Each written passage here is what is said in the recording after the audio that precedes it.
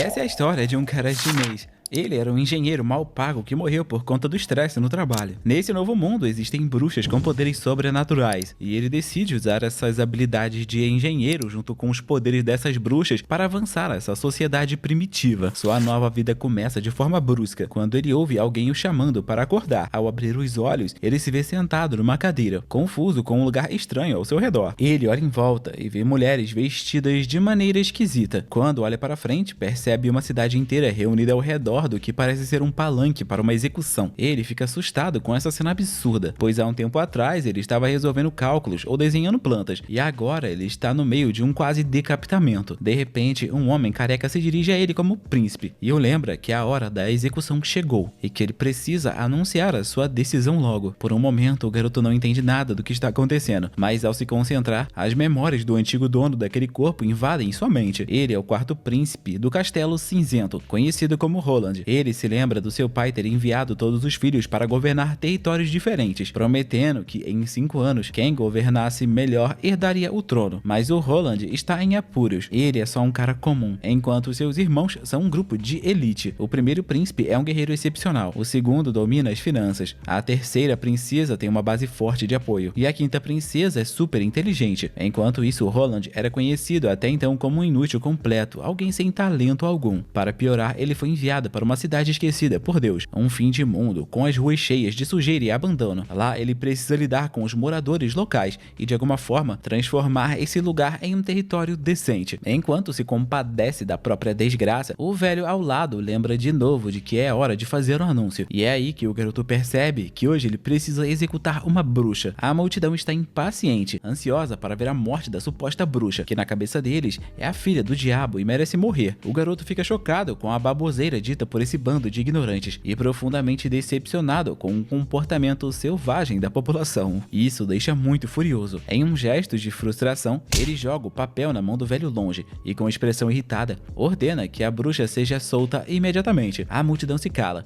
claramente insatisfeita com a decisão repentina do príncipe. Depois de ver a reação de geral, ele solta um suspiro cansado e diz que está exausto. Ele diz que o julgamento pode acontecer em outro dia, mas o velho tenta o convencer a mudar de ideia. O cavaleiro-chefe, chamado Carter, avança e insiste para que ele pense melhor. Ele afirma que eles devem executar a bruxa imediatamente para evitar que outras bruxas tentem salvá-la. O príncipe mal consegue conter seus risos ao ver esse cavaleiro gigante morrendo de medo de uma bruxa. O nosso herói então começa a descer calmamente, apontando que se mais bruxas aparecerem, eles podem acabar com todas elas de uma vez só, e o Carter fica totalmente perdido. A cena muda para a residência do príncipe, na cidade da fronteira. Ele está no Castelo do Sul, e do lado de fora, um cavaleiro resmunga enquanto o nosso herói bate a porta na cara dele.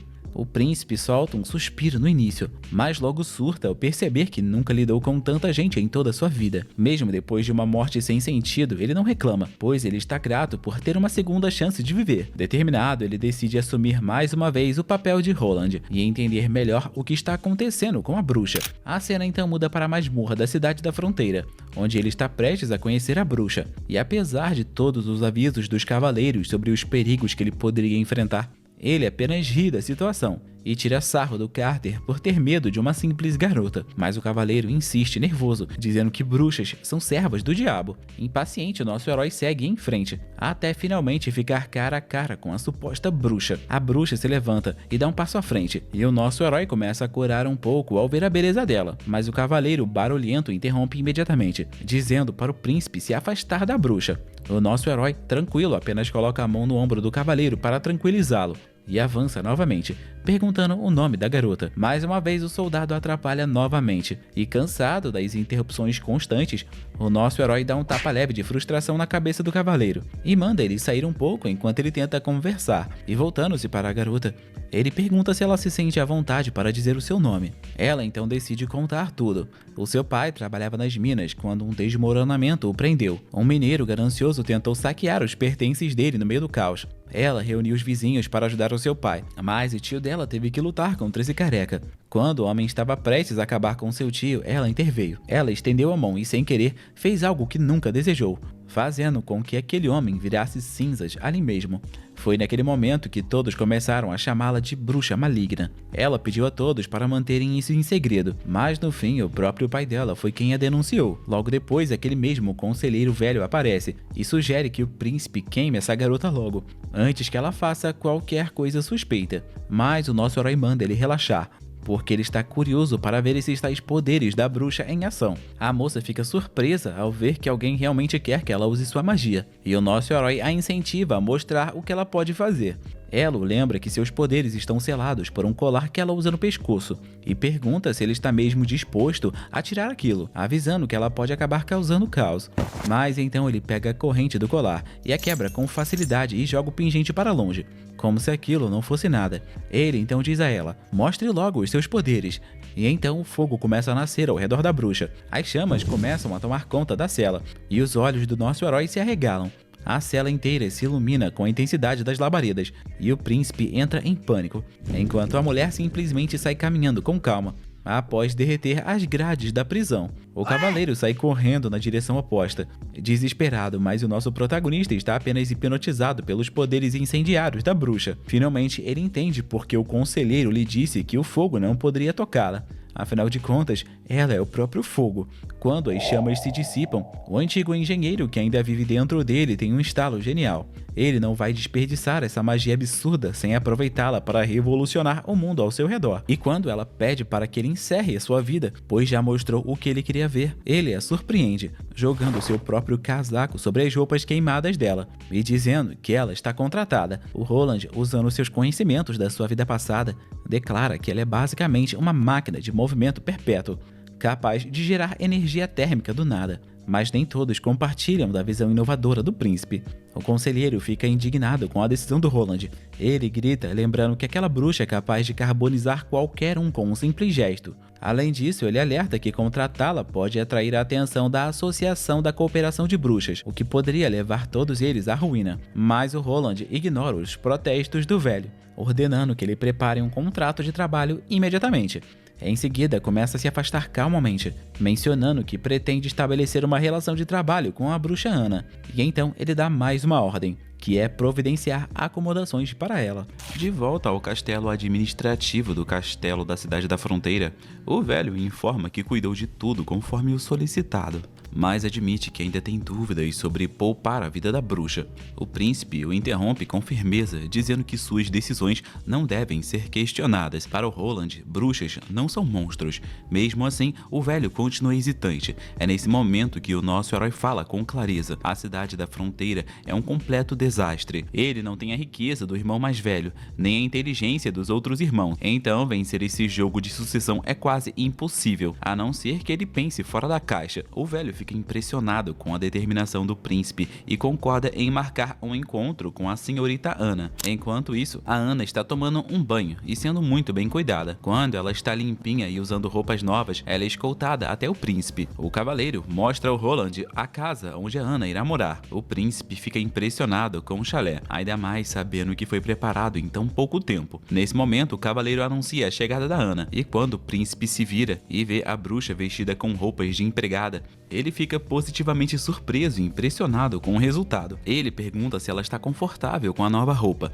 mas ao invés de agradecer ou sorrir, ela explode em uma corrente de pensamentos, querendo saber por que ele está dando abrigo para alguém como ela, uma assassina, uma mulher manchada pelo mal e odiada por todos. Mas o príncipe a surpreende ao afirmar que não vê as coisas dessa maneira. Ele descarta toda essa conversa sobre bruxas malignas e poderes demoníacos como pura bobagem, e explica que as pessoas só têm medo porque não compreendem a importância que ela pode ter para a sociedade. Ele estende sua mão e diz que a aceita, apesar de suas falhas. Ele promete ensiná-la a usar os seus poderes para o bem, fazendo-a causar um impacto positivo no mundo. Dentro do chalé vazio, a Ana começa a praticar imediatamente, liberando seus poderes flamejantes. No entanto, à medida que as chamas se espalham descontroladamente, o nosso herói percebe que ensinar o controle mágico vai ser muito mais difícil do que ele imaginava. Além disso, há outro problema. Toda vez que ela usa os seus poderes, suas roupas acabam sendo incineradas, deixando-a envergonhada e completamente nua. Ambos ficam extremamente constrangidos, mas o nosso herói sente alívio por ter se preparado. Ele havia deixado vários conjuntos de roupas extras prontos. É nesse momento que o velho entra apressado, quase sem fôlego, trazendo notícias urgentes. Ele choca todos ao relatar que as patrulhas encontraram sinais de atividade demoníaca meses antes do esperado naquele ano. Claro que o nosso herói não faz ideia do que são esses meses demoníacos, e ao ver todos apavorados, a sua curiosidade só aumenta. O velho revela ao príncipe desinformado que a cada inverno, após a primeira neve, quando o sol se põe, os portões do inferno se abrem nas montanhas Dragonspine. A cidade fronteira não é defensável. Por isso, todos devem fugir para a fortaleza de Longsong. No entanto, o velho o tranquiliza, dizendo que a prioridade número 1 é a segurança do príncipe. Curioso, o Roland pergunta ao velho se ele já viu esses tais portões do inferno com seus próprios olhos, e o velho responde que não, explicando que é impossível, pois as montanhas Dragonspine, além de intransponíveis, emitem um miasma fétido que afeta qualquer um que se aproxime, a menos que a pessoa já tenha sido corrompida pelo diabo. Ou seja, somente as bruxas conseguem explorar aquela região e ver os tais portões do inferno. O príncipe então se pergunta se o velho já enfrentou algum demônio. E mais uma vez, a resposta é negativa. E segundo o velho, quase ninguém jamais viu um demônio de verdade. E isso faz sentido para o nosso herói. Agora ele entende por que essa região não prospera mesmo tendo uma economia forte, pois se as pessoas tiverem que ser evacuadas todo fim de ano, a economia realmente nunca vai evoluir. O príncipe então levanta uma questão válida. Se a fortaleza Longsong consegue resistir aos demônios, então isso significa que essas criaturas não são invencíveis. Com isso em mente, ele começa a ficar ansioso para enfrentar esses demônios com suas próprias mãos. O velho entra em pânico ao ver esse plano e tenta explicar que a fortaleza Longsong tem muros imensos e uma tropa de elite comandadas pelo Duque Raion. Eles são formidáveis e, além disso, a cidade da fronteira está localizada nas montanhas do norte, que servem como um sistema de alerta antecipado para a fortaleza Longsong contra ameaças iminentes. Mas o nosso herói permanece determinado e instrui o velho a reunir soldados locais com experiência em combates contra demônios. Em pleno dia, sob um pequeno gazebo, vemos a nossa dupla fazendo um lanche da tarde. O príncipe pede para Ana contar algo sobre os meses dos demônios, e ela prontamente concorda. O seu tom muda, ficando mais sério, enquanto descreve a experiência infernal que são esses tais meses dos demônios. Diferente de figuras importantes como o príncipe, os camponeses comuns enfrentam esses pesadelos todos os anos. Ela explica que o seu pai, como muitos outros da cidade, trabalha como mineiro e luta todos os dias apenas para sobreviver. Quando os meses dos demônios se aproximam, os habitantes da cidade fronteira enviam toda a produção de minério do ano para a fortaleza Longsong, em troca das rações do próximo ano e de algumas moedas de ouro. Durante esse período, todos buscam abrigo na fortaleza até que o inverno termine. Mas houve um ano em que os meses dos demônios duraram 4 meses seguidos, um inferno brutal.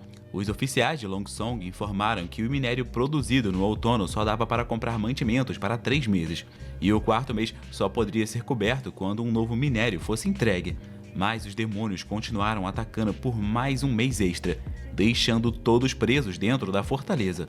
E para piorar tudo, a comida foi dividida igualmente entre todos, o que na prática levou os mais fortes a intimidarem e roubarem dos mais fracos.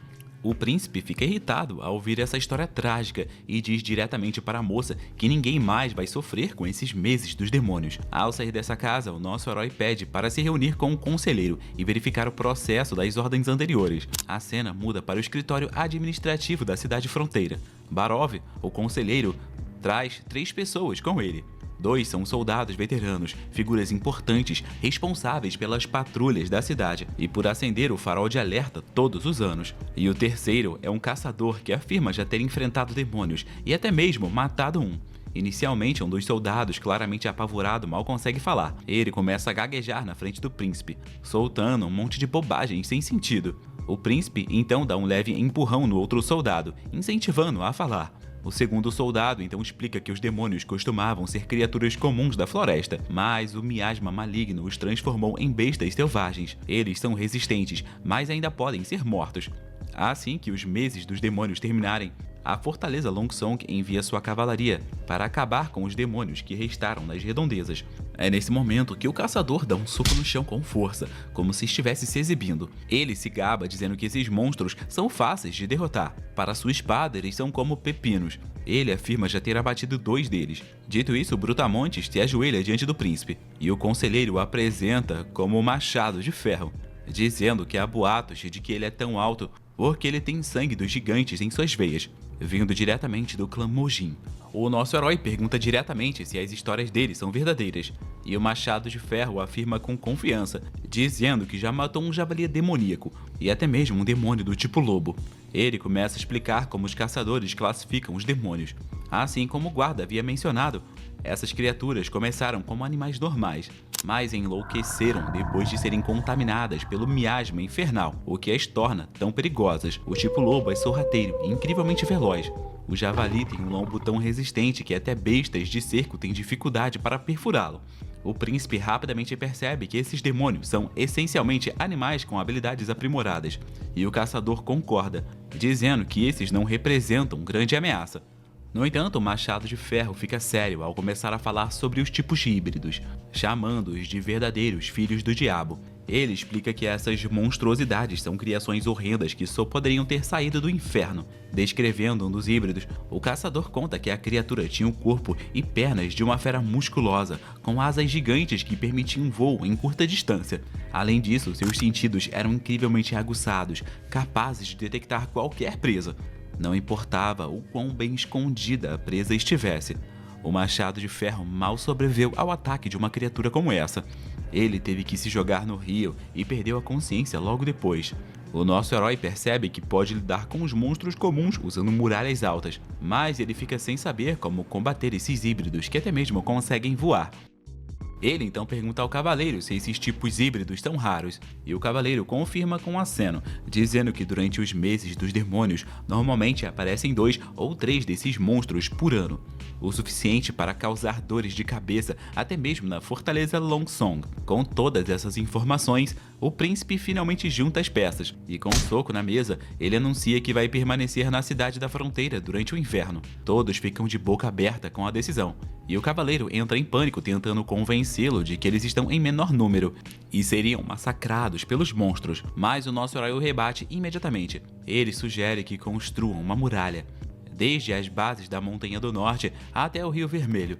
Mas o cavaleiro não engole essa ideia. Ele diz que esse é um sonho impossível e que levaria uma vida inteira para levantar uma muralha daquele tamanho.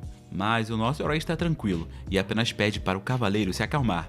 Ele promete que, se não conseguir erguer a muralha a tempo, ele vai bater em retirada, como todo mundo. Afinal de contas, ele não está disposto a morrer naquele fim de mundo por nada. O cavaleiro, finalmente mais calmo, se ajoelha e promete fidelidade, dizendo que dará sua vida para proteger o príncipe. E agora, no movimentado porto, pertencente ao Castelo Cinzento, temos um vislumbre da terceira princesa. Ela comenta sobre a brisa da geada do oceano, sinal de que o inverno está se aproximando. Em seguida, se vira para o seu cavaleiro e pergunta sobre o retorno da frota Vela Negra. Ela garante que, se tudo ocorrer bem, eles devem estar de volta ao porto em 3 dias. A princesa observa que essa é a última expedição do ano e torce para que ela traga algumas surpresas agradáveis. De volta ao palácio, o cavaleiro fica intrigado ao ver como ela já estava tão preparada para a competição pela sucessão do trono, algo que o rei anunciou de repente. Ela admite que não esperava por isso, mas acredita que o pai apenas quer abrir caminho para o filho preferido assumir o trono.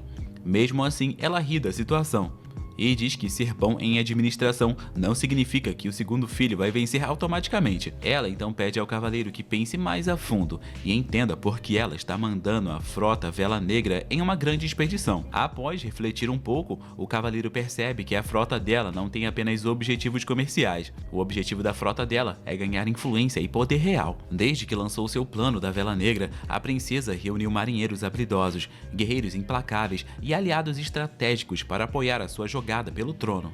Essa é a Garcia, a terceira princesa do Castelo Cinzento. Ela está usando sua inteligência e estratégia para garantir sua chance na sucessão real. A princesa então pergunta sobre como andou o plano para eliminar o quarto príncipe. O cavaleiro suspira e diz que não há notícias vindo da fronteira, o que significa que o plano de envenenamento provavelmente fracassou. Além disso, os espiões que foram enviados para executar o plano sumiram sem deixar rastros. Ela então conclui que o seu irmãozinho provavelmente não perdeu tempo em eliminar os espiões quando eles foram descobertos. A verdade é que o veneno realmente funcionou e matou o quarto príncipe, mas o nosso herói acabou reencarnando no corpo dele, o que levou todos a acreditarem que o plano de matá-lo falhou. Agora, a Garcia está planejando matá-lo de verdade assim que ele procurar refúgio na Fortaleza Longsong, e ordena que o seu cavaleiro aguarde até lá. Com um toque sarcástico, ela ainda comenta que como o veneno não fez efeito, ao menos na percepção deles, o que significa que o veneno usado era falso. Então ela ordena que o responsável seja punido com a morte. E é até engraçado ver como ela está prestes a executar o vendedor de venenos, mesmo que ironicamente o plano tenha funcionado perfeitamente, já que o quarto príncipe realmente morreu. Na próxima cena vemos a Ana sentado em meio a uma paisagem verdejante. Lá conhecemos o seu professor, chamado Carol, que pergunta o que ela está lendo naquele dia. Seria poesia ou talvez a história da igreja. A garota o cumprimenta com um sorriso gentil, mas antes que consiga responder qualquer coisa, a imagem inocente que ele tinha dela se desfaz diante dos seus olhos. Ele fica paralisado com os olhos arregalados e a cena muda rapidamente para uma multidão barulhenta, acusando sua aluna de ser uma bruxa e a reencarnação do próprio diabo. Vê-la pendurada ali, prestes a ser executada, o abala profundamente. Ele cobre o rosto com as mãos em desespero e acorda de repente, assustado em sua sala. Ao despertar, ele respira com dificuldade, ainda assombrado pela visão da Ana na forca. Para ele, até mesmo uma garota de coração puro como a Ana pôde ser chamada de maligna.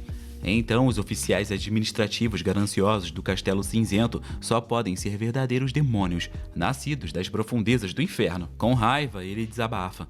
Se não tivessem trocado os blocos de construção por pedras de qualidade inferior só para economizar algumas centenas de moedas de ouro, o teatro nunca teria desabado, e as vítimas inocentes ainda estariam vivas. Aos seus olhos, os corruptos é que deveriam estar na forca, pagando por seus crimes e pela corrupção.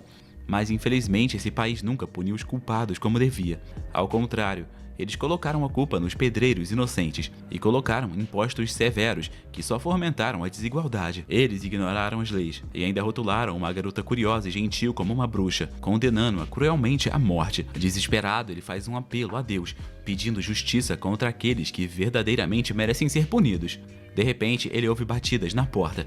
Ao abrir, ele encontra uma de suas alunas mais jovem, a Nana, visivelmente preocupada e nervosa. A garotinha pergunta com a voz baixa e cheia de medo se ela também vai acabar como a Ana, enforcada.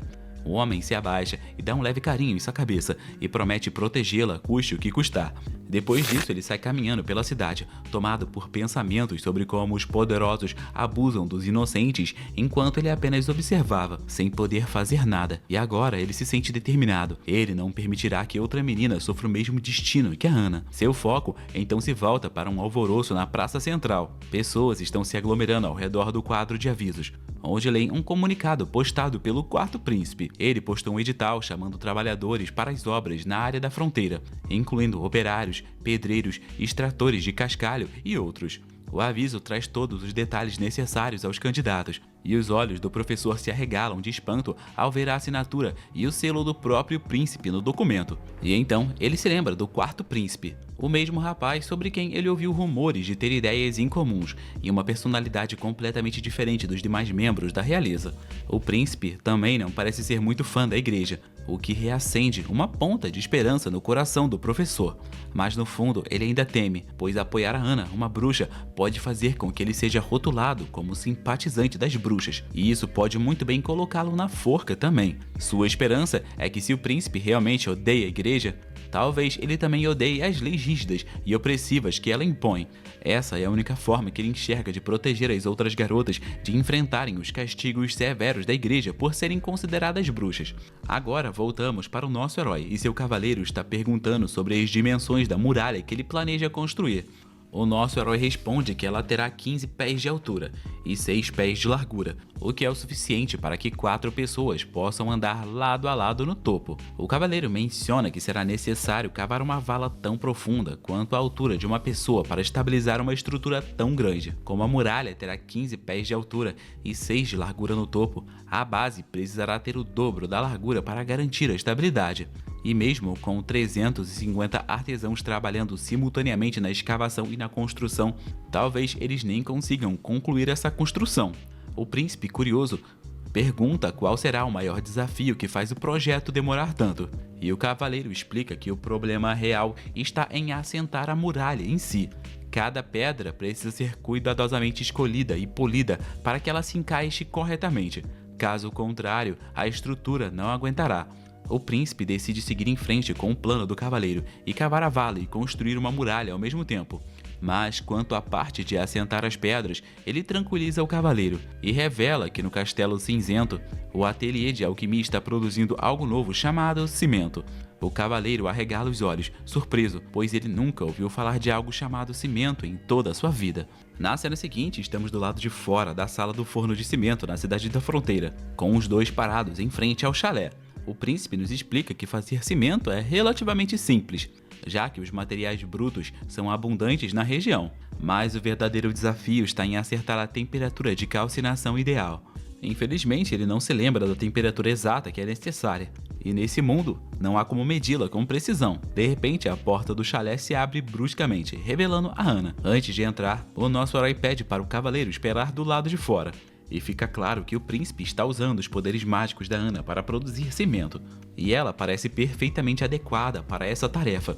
Antes que ela saia totalmente nua, ele mais uma vez entrega o seu casaco para cobri-la, e assim que ela sai da cabana, ela expressa com entusiasmo que fez tudo como o príncipe havia pedido, e lá dentro encontramos uma pilha de cimento no chão. O garoto verifica rapidamente o material para ver se o experimento deu certo e decide testá-lo antes de iniciar uma produção em massa. A Ana, curiosa, pergunta onde ele pretende usar esse tal cimento. O nosso herói então começa a explicar. Ele explica que o cimento pode ser usado para construir casas, pontes, estradas e muito mais. Ele destaca que o cimento será o responsável por proteger a população de desastres naturais como a chuva, o calor e a neve, que normalmente danificariam suas casas. O nosso herói dá todo o crédito pelo sucesso da criação do cimento a Ana, reconhecendo seu papel fundamental no processo.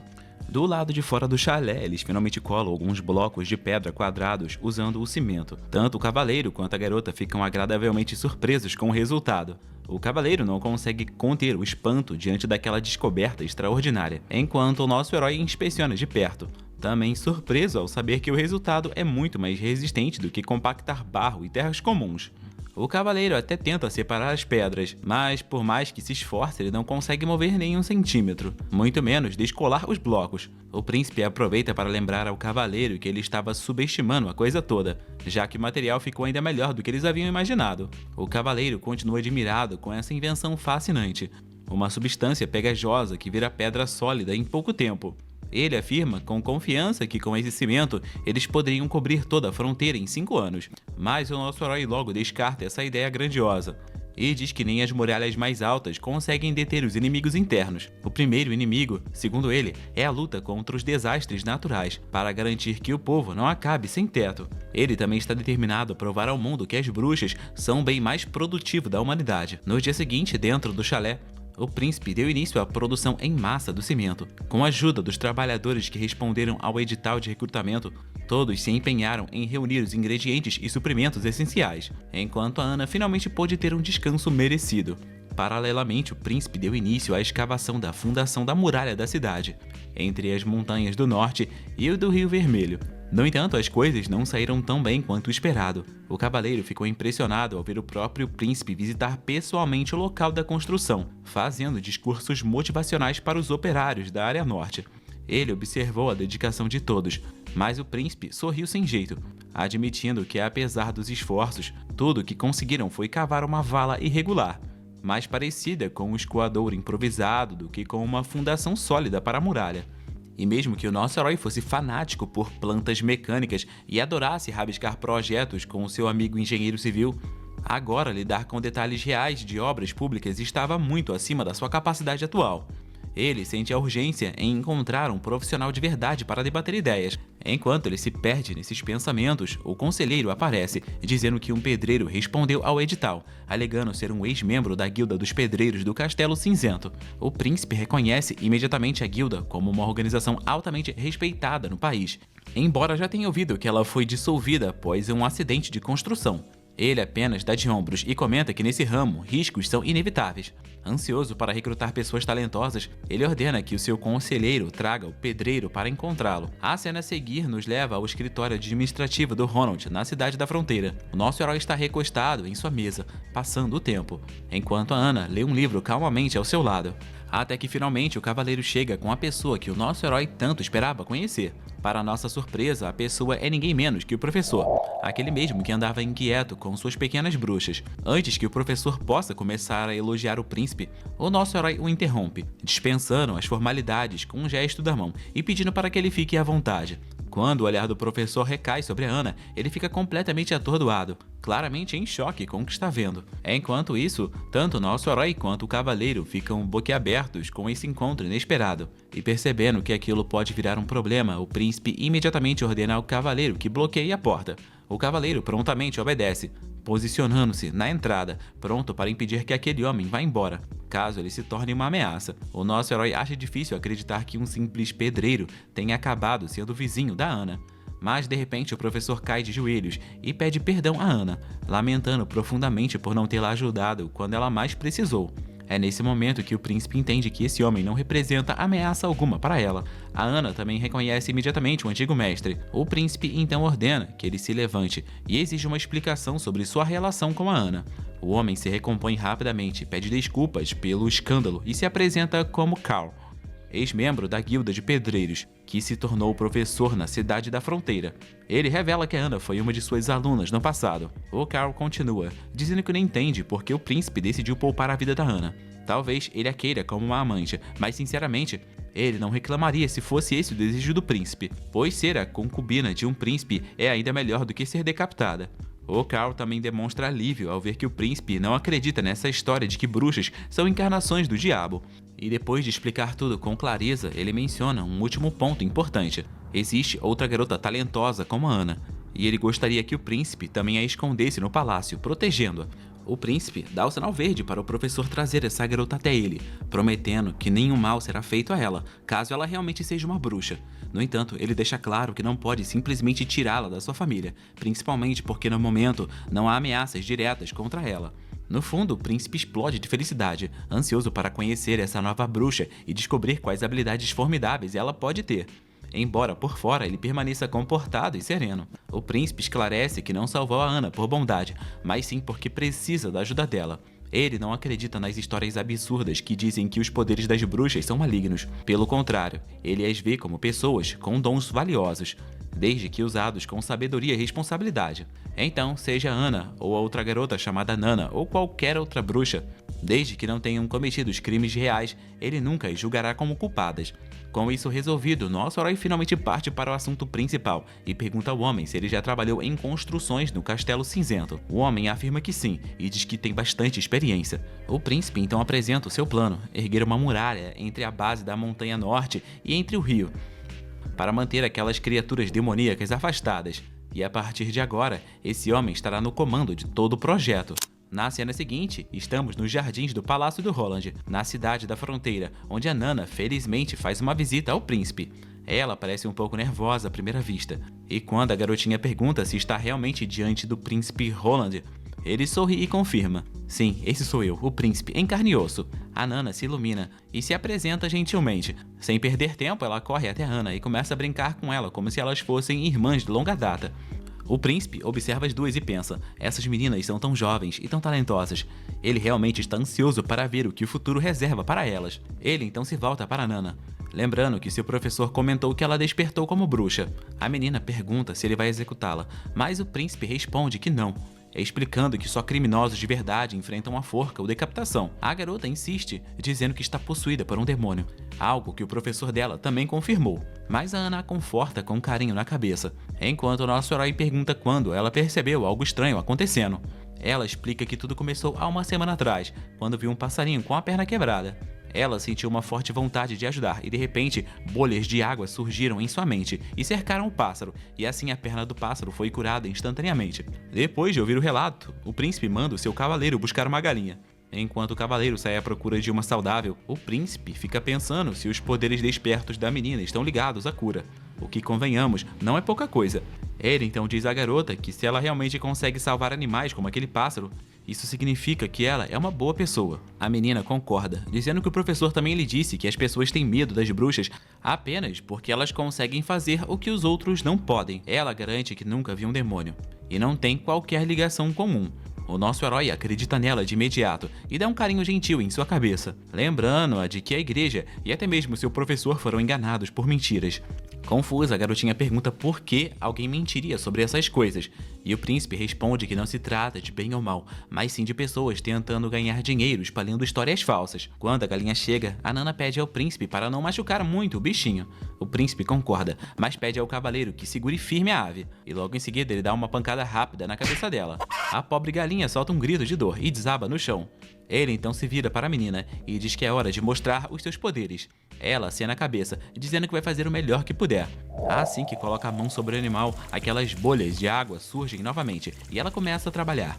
Algumas horas se passam e apesar do golpe bruto que deixou a galinha visivelmente esgotada, ele finalmente consegue entender o que a Nana é capaz de fazer. Ela consegue reparar danos físicos, como ossos quebrados e fraturas, mas trazer alguém de volta dos mortos ainda está fora do alcance dela. Depois que a galinha cumpriu seu papel, o príncipe manda seu cavaleiro levá-la para a cozinha. A Nana fica com os olhos marejados e faz um biquinho, chateada com a maneira como o príncipe trata o animal, mas ele a tranquiliza, dizendo que isso foi necessário para um experimento. Logo depois, um banquete delicioso é servido diante deles.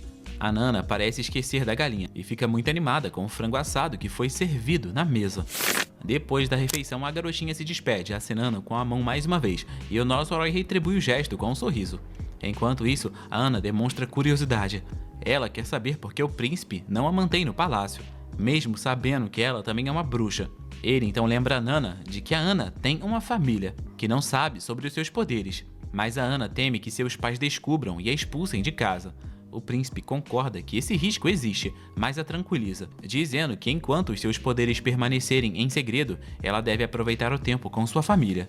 Ele então pergunta se ela sente falta do pai, e ela apenas balança a cabeça tristemente, dizendo que não. O nosso herói entende perfeitamente a solidão que ela sente. Para animá-la, ele promete trazer aquela garotinha para treinar magia ao lado dela todos os dias. Assim, ela nunca mais se sentirá sozinha.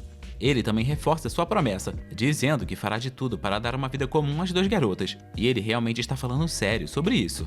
De volta ao castelo, nosso herói anda meio entediado desde que o Calvo assumiu o comando da construção da muralha.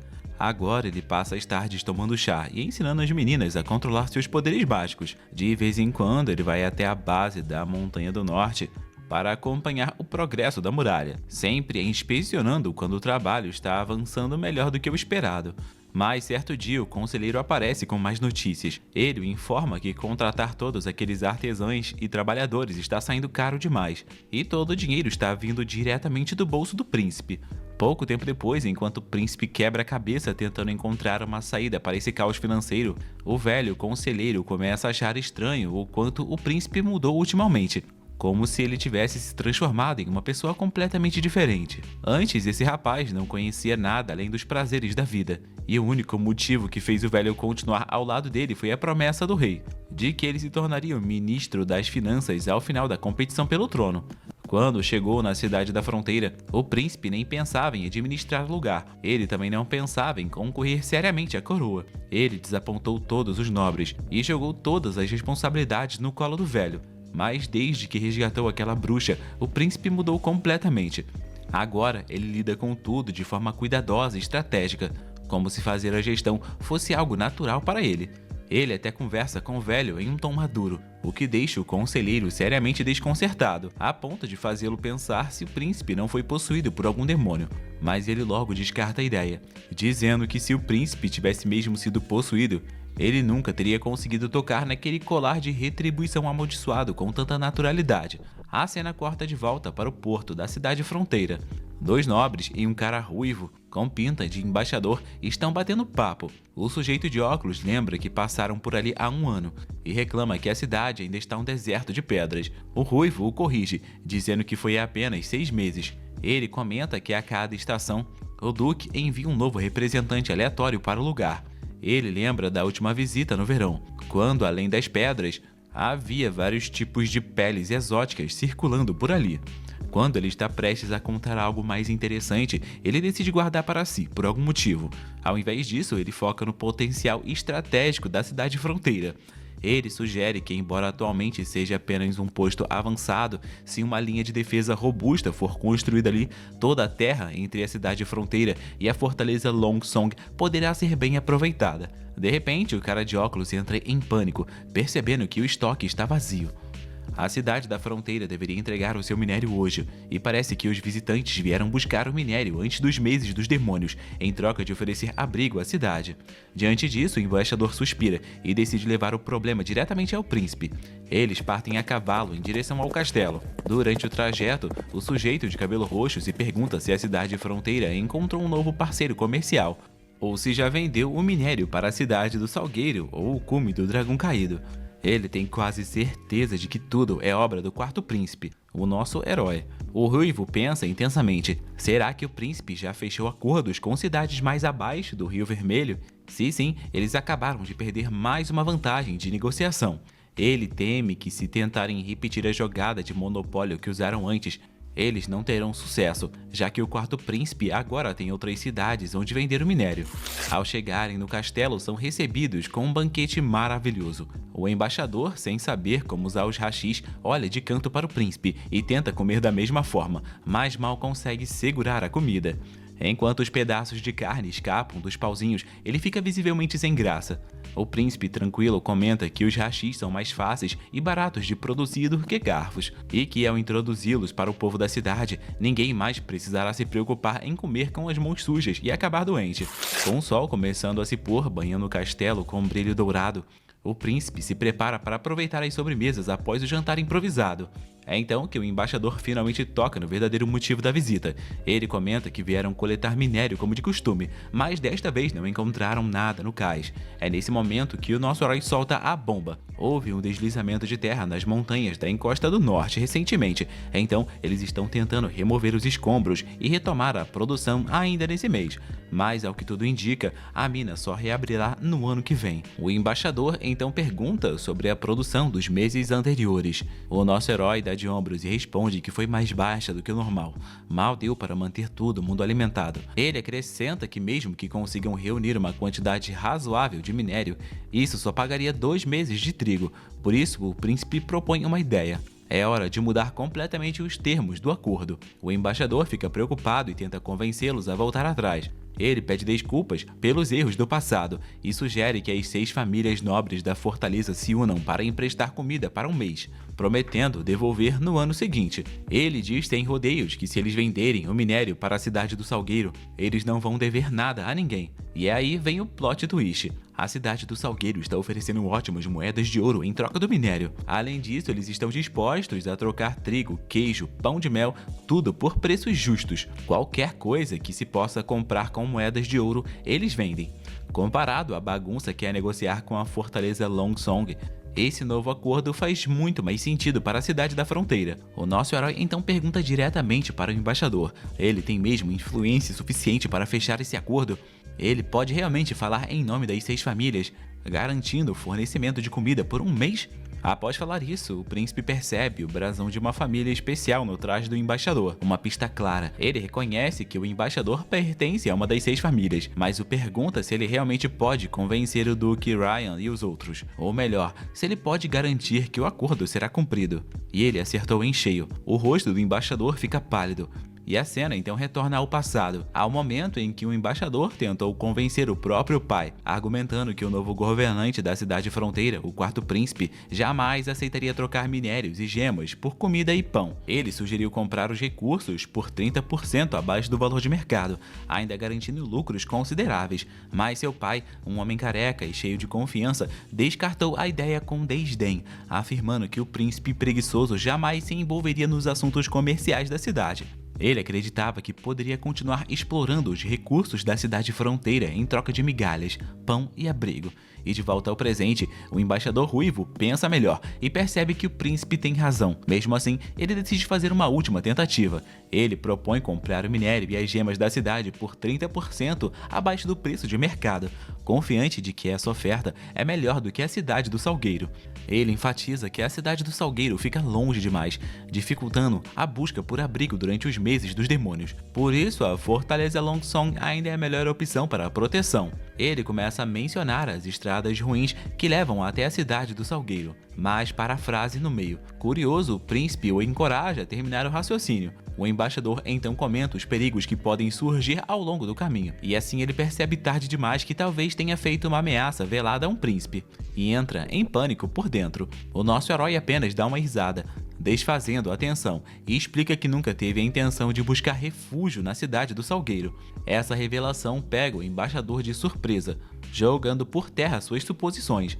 O príncipe deixa bem claro que não pretende ir a lugar nenhum, nem para a Fortaleza Longsong, nem para qualquer outro canto. Ele prossegue explicando que a cidade da fronteira não será mais só um posto avançado, mas uma verdadeira parte do reino do Castelo Cinzento, e ele está empolgado para mostrar isso a todo o reino. O queixo do ruivo quase encosta no chão, e ele confirma com o nosso herói se ouviu direito. O príncipe diz com firmeza que eles estão construindo uma muralha ali na cidade da fronteira para manter os demônios afastados, e a mente do ruivo volta a um banquete chique, onde nobres zoavam do príncipe por iniciar projetos de construção justo quando os meses dos demônios estavam para começar. Todo mundo riu, achando que ele era só mais um tolo sem noção. Na época, o ruivo pensou que era só a nobreza se provocando por diversão, mas no fundo ele também jamais imaginou que o príncipe estivesse levando a sério essa história de muralha. O que mais o intriga é como o mesmo príncipe, que antes só pensava em prazeres, de repente está à frente de um projeto tão monumental. Um pouco apavorado, o ruivo promete que assim que voltar à fortaleza, ele vai tentar negociar com as 6 famílias nobres, e torce para que tudo acabe favorecendo o príncipe. Agora já é meia-noite, e o nosso herói está entediado com a falta de vida noturna nesse novo mundo. As pessoas aqui vão dormir cedo, a menos que estejam ocupadas em atividades mais íntimas, criando seus próximos herdeiros. E apesar de poder muito bem trazer alguém para animar sua noite, o nosso príncipe tem princípios e não se envolve com coisas assim. Ele prefere um romance de verdade. Do nada, alguém se aproxima sorrateiramente por trás. Ele se vira rapidamente e dá de cara com uma mulher usando um roupão, que começa a elogiar a sua inteligência ao lidar com o embaixador. Ela insinua que o príncipe não é apenas um homem festeiro. Acontece que essa mulher é uma assassina, e o nosso herói não perde tempo e tenta fugir do quarto, mas ela joga uma adaga rapidamente, interrompendo sua fuga, e também o tranquiliza, dizendo que só quer conversar. Ela pede para que ele se acalme e não entre em pânico. Ele para imediatamente, principalmente com uma lâmina tão afiada ali perto, e pergunta quem ela é. Ela solta uma bomba dizendo que não tem nome, mas é conhecida como Rousinol. No entanto, eu vou chamar ela de Verônica porque é muito mais fácil. Ela diz que seu nome é um apelido dado por suas irmãs por algum motivo misterioso. E surpreendentemente, ela o agradece pelo cuidado que ele tem demonstrado com as bruxas ultimamente.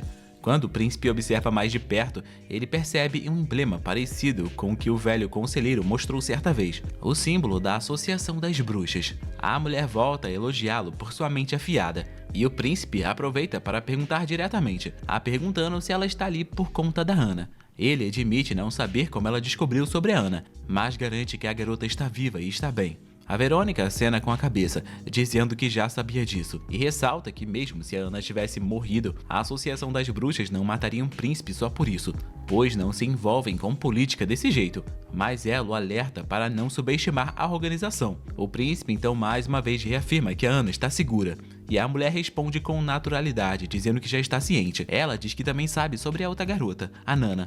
Ela então deixa o clima estranho, revelando com frieza que tem espionado o príncipe há 2 semanas, observando cada movimento dele. O nosso herói fica incomodado na hora.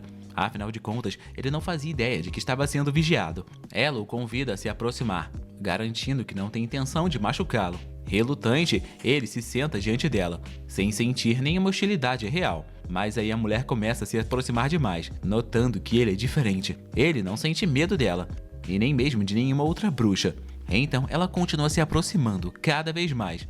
O príncipe dá um passo para trás e diz para ela continuar somente na conversa, pois essa é uma história que até mesmo as crianças podem assistir. A mulher se lembra de que esse vídeo será exibido no YouTube e recua sua mão. E então ela vai direto ao ponto. Ela está ali para levar a Ana e a Nana com ela. O nosso herói recusa imediatamente, sem hesitação, insistindo que as duas estão felizes ali e seguras sob a sua proteção. Mas a mulher argumenta que elas estariam mais seguras com a Associação das Bruxas, onde seriam tratadas como membros da família por todos. Mas o nosso herói insiste, dizendo que a associação nem sequer tem um lugar fixo. Ele menciona que seus soldados encontraram dos acampamentos da associação. Isso foi há cerca de um mês atrás, e os rastros dizem que elas foram para o norte. Mas naquela direção só existem montanhas infinitas. A mulher defende a escolha, dizendo que elas vivem em áreas desoladas para se manterem a salvo de forasteiros e perigos. Mas isso não convence o nosso herói. Ele levanta a questão da falta de necessidades básicas nessas regiões, o que tornaria a vida das meninas muito mais difícil. Ele também se lembra do que o velho lhe contou sobre o objetivo da associação, que é reunir todas as bruxas e encontrar as montanhas sagradas, onde elas poderiam viver verdadeiramente em paz. Ele pergunta se esse é o objetivo dela também, e é nesse momento que ela responde que não pode dar essa resposta. Isso irrita ainda mais o nosso herói, que diz com firmeza que não deixará as meninas viverem em terras tão estéreis, onde somente os demônios prosperam. É nesse momento que uma lâmpada se acende em sua mente, e ele pega a mulher completamente desprevenida com a proposta que ele faz a seguir. Ele diz que toda a Associação das Bruxas pode vir passar o inverno na cidade da fronteira. Enquanto diz isso, ele sorri e tenta convencê-la de que passar o inverno ao lado dele será muito mais fácil. Mas a mulher o lembra que, embora ele não tema as bruxas, os moradores da cidade provavelmente vão surtar. Além disso, a igreja vai cair em cima assim que souber que as bruxas estão abrigadas na cidade da fronteira. Mas ele permanece firme. Ele quer provar para todos que as bruxas não são malignas, especialmente se ajudarem a cidade a sobreviver aos mais duros meses dos demônios. A mulher então menciona outro motivo importante para querer levar a Ana e a Nana, principalmente a Ana, que está próxima da maioridade. Claro que esse ponto passa completamente por cima da cabeça do nosso herói, até que a mulher confirma.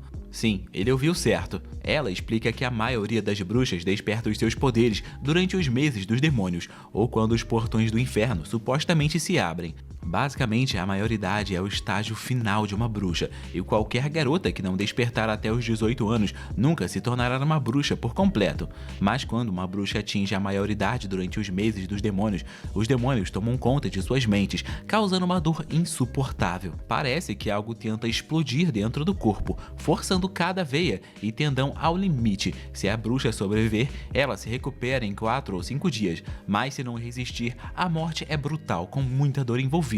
É por isso que as bruxas são vistas como filhas do diabo, e suas mortes são horríveis. Tudo isso, combinado com a propaganda da igreja, faz com que as pessoas acreditem que elas são pessoas possuídas. O príncipe então pergunta o que acontece depois que elas atingem a fase adulta. A mulher responde dizendo que os poderes se estabilizam e muitas vezes elas se tornam ainda mais fortes, algumas até desenvolvem novas habilidades. O nosso herói pergunta até que ponto isso é confiável. Registros antigos dizem que as bruxas encontram a paz eterna nas montanhas sagradas e são poupadas dos ataques demoníacos à mente. A mulher admite que não há nada concreto sobre essas montanhas. Elas só são mencionadas em textos, mas levar a Ana para a sede da associação pode aumentar ligeiramente suas chances de sobrevivência. Se as bruxas pudessem viver em liberdade sem serem caçadas, os ataques demoníacos seriam muito menos violentos. O príncipe então percebe tudo o que está em jogo. A Ana e a Nana são as peças-chave em seu grande plano, mas ele está genuinamente preocupado em colocá-las em perigo se seguir adiante com isso. Ele rapidamente concorda em deixar a mulher levar a Ana se ela quiser ir. Quanto a Nana, ele decide esperar até o dia seguinte para conversar com ela. A bruxa fica encantada com a decisão sábia do príncipe, mas quando ele chama a Ana e pergunta diretamente o que ela quer fazer, ela se recusa na hora. Isso surpreende os dois adultos, e a mulher tenta argumentar, explicando que sente a energia demoníaca crescendo dentro dela, à medida que ela se aproxima da maturidade. Ela lembra a Ana daquela conversa de puberdade que teve com o príncipe mais cedo, mas a Ana devolve na lata, dizendo que o príncipe lhe prometeu uma vida comum e que sinceramente ela não liga para nada disso. Tudo que ela quer é continuar ao lado dele. Ela afirma com confiança que tal energia demoníaca não será páreo para ela e que ela vai sobreviver aos meses dos demônios e vencer a sua puberdade. A mulher suspira e desiste de tentar convencê-la, mas deixa claro que vai ficar por perto, observando a Ana até que ela atinja a maturidade. Na cabeça dela, a Ana é só mais uma garotinha ingênua que não entende os riscos. Claro que o nosso herói não gosta nada da ideia de ser vigiado durante todo o inverno. Antes de desaparecer, a mulher encara Ana de frente e fala sobre as dificuldades que enfrentou e os amigos que perdeu. Ela jura que não vai permitir que a Ana sofra com o mesmo destino.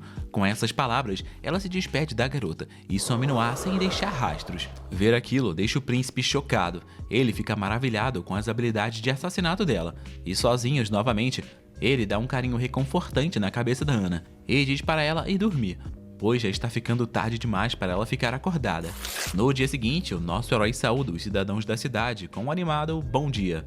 Ele reúne todos para um anúncio importante. Ele explica que há quase 4 dias, o embaixador da fortaleza Longsong veio buscar o minério já extraído. Mas todos devem se lembrar que há um mês, a pedreira do norte desmoronou e a produção ainda não foi retomada. A comunidade entra em pânico na hora, porque a última extração foi apenas metade do normal. E eles tiveram que passar fome, além de levar coice atrás de coice do pessoal da fortaleza Longsong. O nosso herói então expõe a cara feia da fortaleza, dizendo que tentou pedir empréstimos e suprimentos ao embaixador, mas o homem o recusou na lata, assim como aconteceu há 2 anos atrás. O povo surta de novo, com medo de enfrentar mais um inverno cheio de fome. O príncipe relembra a todos sobre o tempo em que faltou comida e muitos perderam familiares, irmãos e filhos. Ele pergunta: até quando vamos deixar esse ciclo continuar? A multidão começa a implorar para que ele os salve. Ele assente com firmeza, jurando que não deixará o seu povo cair novamente naquele buraco negro. Depois de uma tosse dramática, ele solta a bomba. 2 meses de mineração renderiam comida o suficiente para quase 1 ano, mas Longsong nunca jogou limpo. A multidão começa a enxergar a realidade. A fortaleza de Longsong sempre os explorou. O nosso herói então revela que trocou suas pedras por um monte de comida com a cidade do Salgueiro. Comida o suficiente para alimentar todo mundo durante o inverno. O povo começa a comemorar de alívio, mas o nosso príncipe logo coloca um freio na empolgação. Ele lembra a todos que romper com Longsong significa ficar na cidade da fronteira até o fim do inverno. Esse aviso novo causa um alvoroço, mas o príncipe rapidamente muda o tom, relembrando a todos sobre a muralha em construção. Ele diz que os demônios não são mais perigosos do que as feras da floresta e que essas criaturas não são capazes de escalar a muralha. Ele então dá mais uma escolha ao povo. Ou eles fogem para Longsong e passam fome novamente, ou ficam com ele e defendem suas famílias. Ele convida quem quiser ajudar a construir a muralha e combater os monstros, prometendo uma boa recompensa em moedas de prata. E se alguém morrer, ele jura pagar 5 moedas de ouro à família. O discurso incendeia a multidão, e de repente todos estão prontos para encarar o que vier pela frente com coragem e determinação. Enquanto isso, na fortaleza Longsong, o clima é de festa. Risadas ecoam pelos salões. Todos parecem se divertir tirando sarro da decisão do príncipe de ficar na cidade da fronteira e construir uma muralha. Um sujeito de bigode grosso brinca, dizendo que o príncipe deve estar empilhando umas pedras velhas, jogando terra e lama e achando que construiu algo.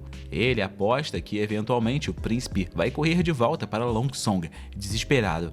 E aí eles vão explorá-lo ainda mais. Mas o líder do comitê não compartilha do mesmo desprezo.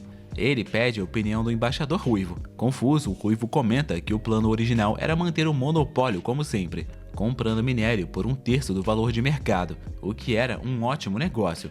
Mas agora o príncipe tem outros planos. Ele quer vender o minério para além de Longsong, reduzindo o preço pela metade, com o objetivo de estimular a demanda e aumentar a produção e a receita da cidade da fronteira. Essa é uma jogada estratégica para fomentar o crescimento econômico da região. Além disso, o príncipe planeja fabricar ferramentas de ferro, que com certeza vão vender como água, criando uma nova fonte de renda. Mas isso não é tudo. Se o príncipe conseguir segurar os demônios na cidade da fronteira, isso será muito bom para Longsong também, pois eles não terão que lidar com essas feras irritantes ano após ano. E como a competição pelo trono só dura 5 anos, se a cidade da fronteira florescer, Longsong pode acabar herdando a 3ª maior porção da terra do reino. O embaixador Ruivo sugere que Longsong ajude o príncipe na construção da muralha, porque o retorno valerá a pena. O velho concorda com a lógica do Ruivo, mas chama isso de mentalidade típica de um comerciante. Para ele não importa se a cidade da fronteira vai prosperar ou falhar. Ele só não quer dividir o seu território com ninguém, nem com o príncipe. No dia seguinte, o cavaleiro-chefe fica boquiaberto ao ver a engenhoca que o príncipe estava testando. Como sempre, ele dá todo o crédito a Ana, que ajudou com a soldagem das peças de metal. O príncipe não consegue conter a empolgação com sua nova criação, uma máquina a vapor. Ele abraça sua invenção com carinho, vendo nela o primeiro passo para impulsionar a humanidade rumo à Revolução Industrial, movida por uma nova fonte de energia. 5 minutos depois, o cavaleiro-chefe ainda está boquiaberto, tentando entender o funcionamento da máquina. Quando a Ana acende o fogo na parte de baixo, engrenagens e câmbios começam a girar até o grande volante acelerar, e a máquina move-se freneticamente. O cavaleiro observa, completamente maravilhado, sendo essa a primeira vez que ele vê o poder natural que o príncipe tanto falava, uma força equivalente a 10 cavaleiros juntos. Essa inovação promete poupar um monte de trabalho manual e animal. Treinar um cavaleiro leva 15 anos, mas construir essa engenhoca levou apenas 3 dias.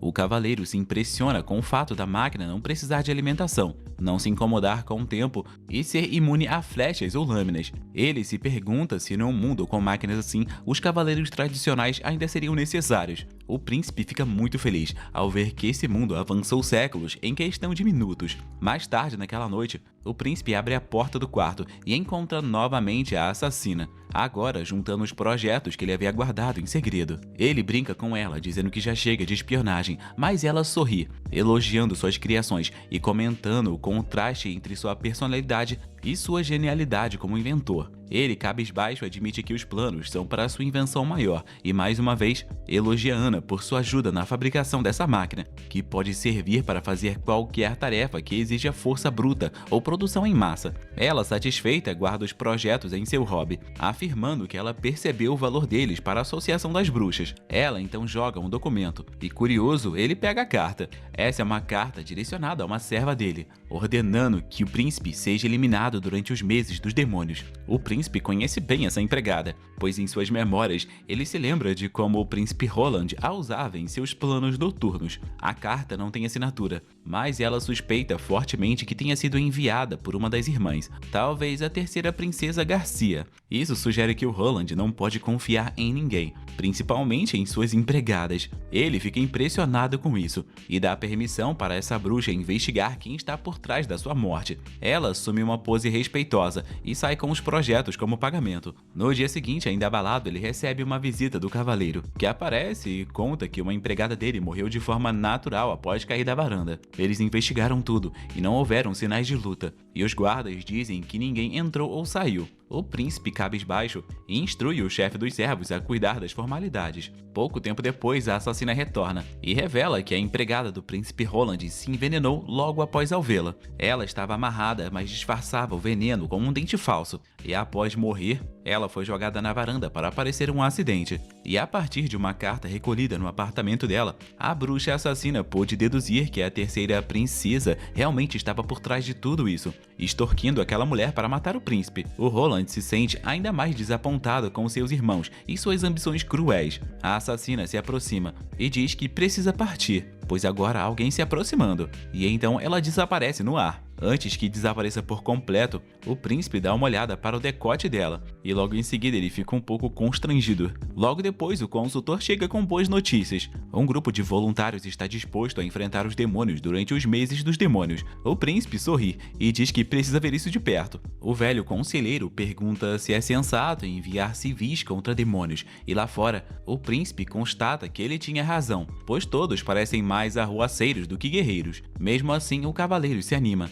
lembrando que recrutou esses voluntários a pedido dele. O príncipe olha para aquelas pessoas frágeis, bate em seu rosto e começa a pensar demais, mas ele se lembra de que o essencial é o poder da população. De nada adianta uma espada se não houver a união e disciplina. Ele então descarta o treinamento com espada de imediato, pois esse grupo cheio de fome nem mesmo tem força para lutar. Então ele monta um plano do estilo militar moderno, adaptado para esse universo. Ao meio-dia, os caçadores se integram ao grupo. O cavaleiro, ainda confuso, não entende como eles estão ganhando ovos só de ficar de pé, mas o príncipe ri e diz que sabe que um exército não se faz em meses medievais e que quem ele quer não são brutamontes, mas soldados disciplinados, baseados em técnicas aprendidas no colegial. Todos ouvem o som de carroças chegando e a bandeja de ovos sendo distribuída como recompensa. O cavaleiro chama chama a atenção batendo a bandeja e orienta a todos, ordenando que eles formem 4 filas. A comida será distribuída na ordem. Os atrasados esperam, e aqueles que tentarem furar a fila terão que ir para o fim da fila. O povo acata as ordens com um misto de nervosismo e obediência, e quando o Machado de Ferro aparece, todos ficam animados com a sua presença. O príncipe declara que após o almoço, ele visitará o quartel e ele nomeia o Machado de Ferro como o capitão, encarregado de ensinar a montar as tendas. O murmúrio se espalha. Como assim o Machado de Ferro vai liderar? E então o príncipe assegura a todos que até mesmo quem não é local como as bruxas é tratado com igualdade na cidade da fronteira. Desde que eles não sejam criminosos, aqui todos serão bem-vindos. O príncipe desenrola uma folha ridiculamente longa, maior que qualquer lista de compras comum, e diz ao cavaleiro-chefe para prestar mais atenção nessas regras do que em quem será o capitão. Ele enfatiza que todos precisam decorar e seguir essas regras à risca se quiserem continuar recebendo seu ovo habitual nas refeições. O cavaleiro-chefe coça a cabeça, confuso com a ideia de visitar o professor Cal depois do jantar. Ele pergunta em voz alta como a leitura e a escrita vão ajudar a combater os demônios, mas o príncipe descarta essa preocupação com um aceno e afirma que um exército bem educado é sempre mais eficiente. Segundo ele, a própria história já provou isso diversas vezes. Em seguida, estamos na prefeitura da cidade da fronteira. Lá vemos o nosso herói sair do quarto, ainda meio dormindo. De repente, a Verônica aparece do nada e tira sarro do novo hábito dele de dormir bastante ultimamente. Parece que ela se serviu do café da manhã dele sem pedir permissão. E é claro que o nosso príncipe não parece nem um pouco feliz em vê-la comendo seu café e entrando no seu quarto sem ser chamada. Ele começa a perguntar em voz alta se ela nunca aprendeu a ser mais sutil com a realeza. E quando ele se senta, ela adota uma postura respeitosa e pergunta se agora está sendo educado o suficiente. Logo em seguida, ela comenta casualmente que sabe que o príncipe não liga para toda essa formalidade boba e desnecessária.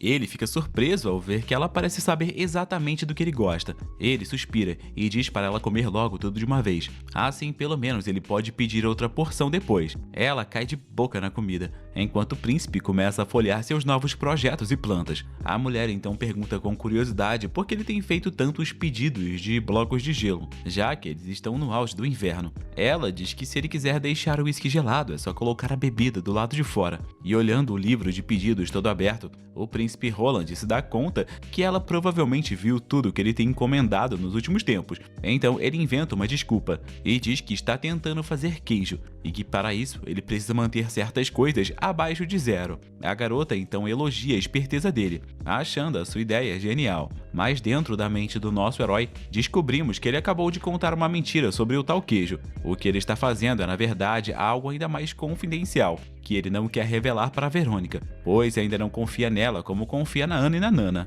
Ele quer reunir mais informações sobre ela antes de compartilhar seus verdadeiros planos. O foco dele nesse momento está no desenvolvimento de armas de fogo, que são mais fáceis de fabricar do que os motores a vapor. Ele teme que se alguém descobrir seus métodos agora, isso possa atrapalhar seus planos ambiciosos. Além disso, o tal do bloco de gelo que ele pediu é apenas salitre, uma substância usada pelos nobres para resfriar bebidas no verão. E o nome Pedras de Gelo só foi inventado para parecer sofisticado. Mas o que importa mesmo é que o salitre é um ingrediente essencial para fazer pólvora, o que adiciona ainda mais segredo à atividade dele. Ele então muda de assunto e pergunta se as bruxas também treinam assassinas, além de buscarem pela montanha sagrada. A bruxa responde que elas são um grupo de esquisitas que se uniram por causa do sonho de encontrar esse lugar sagrado. E ela só entrou para a Associação das Bruxas há cerca de 2 anos. Ao ouvir isso, ele se pergunta se ela já trabalhou para outra pessoa antes de se juntar à associação, e se existe alguém que aceite bruxas.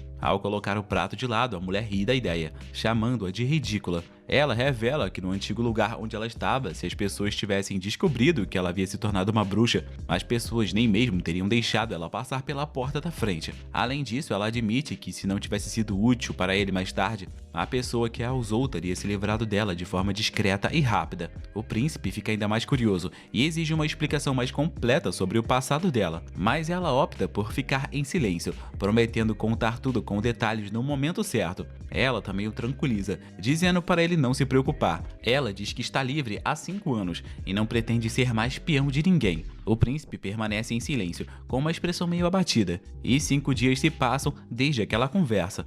No pátio, vemos o nosso herói finalmente terminar a sua primeira arma de fogo, depois de enfrentar um monte de dificuldades de produção, e ele está empolgadíssimo por manter essa belezinha só para si. Um dos principais motivos pelos quais ele começou a trabalhar com motores a vapor era para conseguir produzir armas em massa. Então, ele precisava criar um protótipo funcional antes de acelerar a produção. Mas nesse ritmo, ele calcula que só vai conseguir produzir 4 dessas belezinhas até o início dos meses dos demônios. Enquanto isso, o cavaleiro coça a cabeça, tentando entender como esses chamados mosquetes vão ajudar no combate contra os demônios. Mas o príncipe apenas manda ele reunir os melhores caçadores da vila e formar um esquadrão de elite para usar essas armas. O cavaleiro sugere que ele use os guardas da patrulha, e o príncipe fica completamente desconfortável. E olhando bem para aqueles soldados, dá para entender por que o nosso herói reluta tanto em confiar armas a esses guardas frágeis e franzinos. Nos túneis escuros abaixo do castelo do Roland,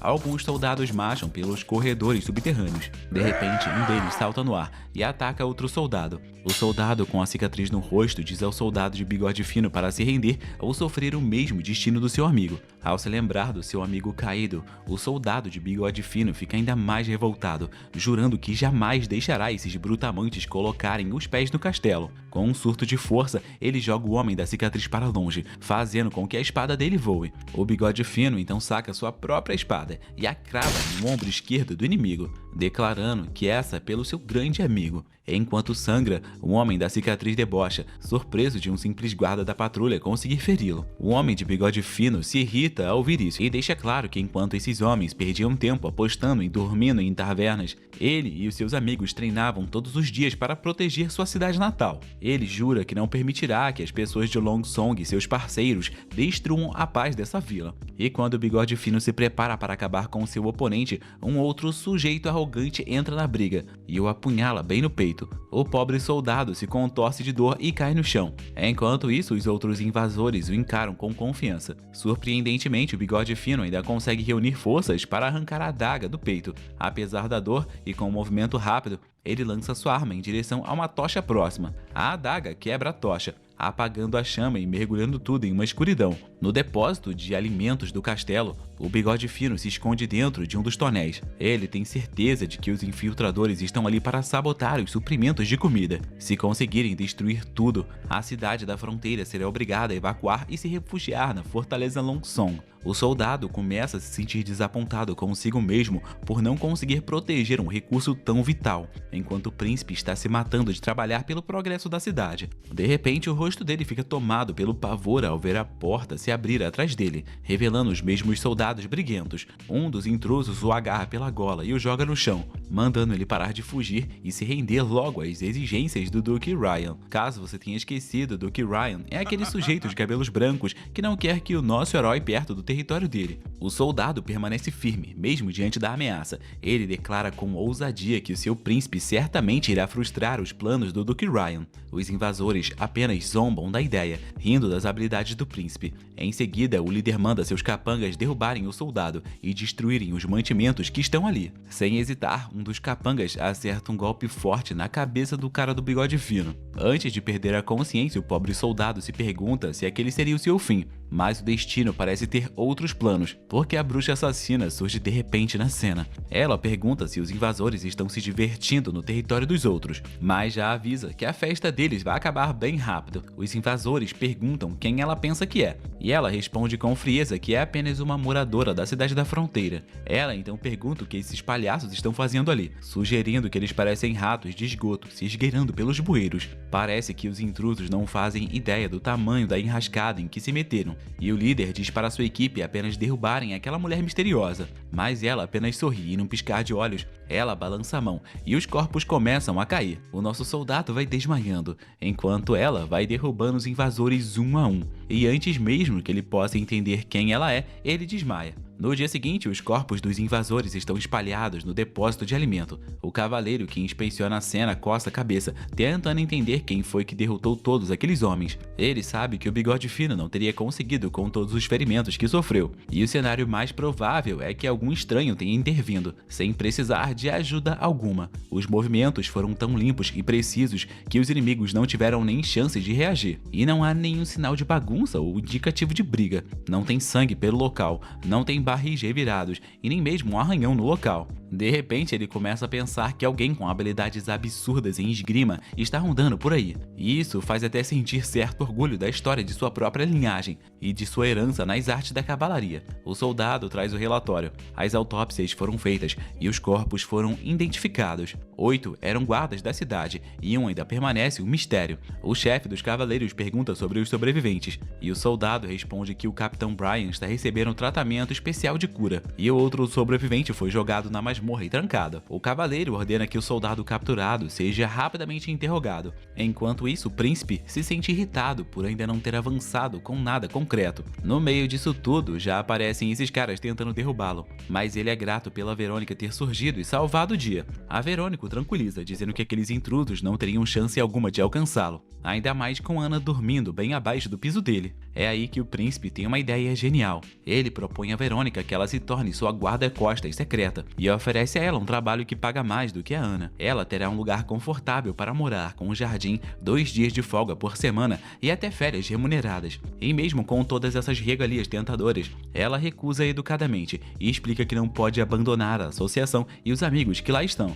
O príncipe sugere trazer todas da organização para a cidade, onde haverá espaço de sobra depois das construções. Ele garante que não haverá discriminação e que elas poderiam viver em liberdade, mas novamente ela recusa, dizendo que pensará sobre isso no futuro, e o príncipe fica meio sem jeito por ter sido rejeitado novamente. Ele então pergunta se ela conseguiu mandar a Nana para casa com segurança depois dela cuidar dos soldados feridos, e a Verônica confirma que sim. Ela comenta que a Nana ficou com muito medo ao ver os soldados machucados, o que é compreensível, considerando que a experiência da Nana até então era somente de cuidar de galinhas, e não de pessoas com ferimentos graves. E voltando ao tema da invasão, o príncipe pergunta se ela já descobriu qual dos irmãos dele estaria por trás dela. A Verônica esclarece que dessa vez não foi nenhum dos irmãos. Os culpados subornaram os guardas da patrulha. O plano foi muito mal executado e ainda restaram 2 testemunhas vivas, que sequer tiveram coragem de se matar antes de serem presos. Ela garante que logo eles terão respostas, já que o cavaleiro-chefe está interrogando um dos infiltrados. Ela comenta que esses invasores foram surpreendentemente chorões e fracos,